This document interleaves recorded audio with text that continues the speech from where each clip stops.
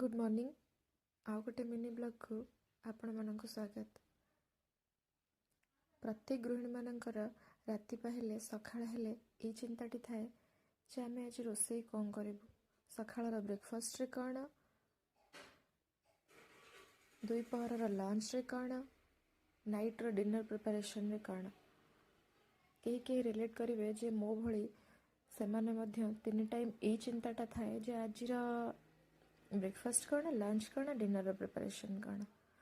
और यहाँ सबुठारु बड़ टफ डिसीजन कौन आज प्रिपरेशन हम से माइंड को कूल करी सकाळु सकाळु भाविनेली जे आज चकुली पिठा करार अच्छी आ सहित जेहेतु बुधवार अच्छी तो अंडा को भुजिया करी। मो प्रिपरेशन लगे बेले मो झील हाथ धोई जाए आसन पकई बसीगला पिठा खाइब बोली। आ मो घर फेवरेट हूँ चकुली पिठा, समस्तंकर पसंद। आउ चकुली पिठा खाइले सबुदिन तो न हो पारे, किछि किछि दिन हो पारे, किंतु चकुली पिठा खाइले गाँ गाँ भली लगे। गाँर जो परिवेश सेमिति सेमिति फील हुए, गाँर खाइबा भली भल लगे। कौ माने रिलेट करेंगे जे सेमानंकु चकुली पिठा बहुत पसंद बोली।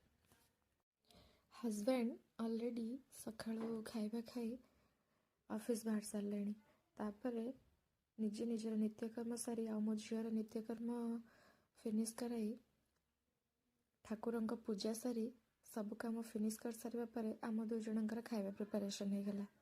फाइनली खाइबा प्रिपरेशन हो गला पिठा ता सहित अंडा भुजिया। आ माँ झील दुई जन सांग हो खाओ प्रत्येक दिन। जो दिन हजबैंड ऑफिस न थाए, ड्यूटी छुट्टी थाए, से दिन आम तीन जन मिसी खाओ। खाइबा प्रिपरेशन सरला परे जेमती पूर्व भली मु कहिथिली कि चिंता थाए तीन टाइम कौन रोसे हम, से ऑर्डर करा गला लंच पाई किछि वेजिटेबल आ ता सहित दही। कहीं ना दही बैगण यहाँ हूँ मो घर फेवरेट, आम घर फेवरेट रेसिपी हूँ दही बैगण। आ दही बैगण प्रिपरेशन रे मु जो जो जिनस ऑर्डर करथिली सेगुड़ा आसिला। ता सहित स्मिकु बहुत एक्साइटेड थिला कौन पाई ना तार पार्सल आसतिला बोली।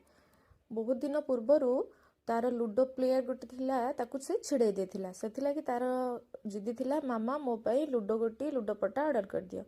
आउ सेटा ऑर्डर हेतिला, सेथिला से पार्सल आनिया पई बहुत स्पीड रे दौड़ी गला। आनी कि ताकू ठीक ढंग रे खोली पारलानी, मते देला मामा खोली दियो। तो मु तापर लागी गली। आउ फाइनली से प्रोडक्ट देखिला परे बहुत खुशी हो गली, कहीं ना जेमिति विजुअल रे देखैथिला सेमिति ही आसतिला। आ बहुत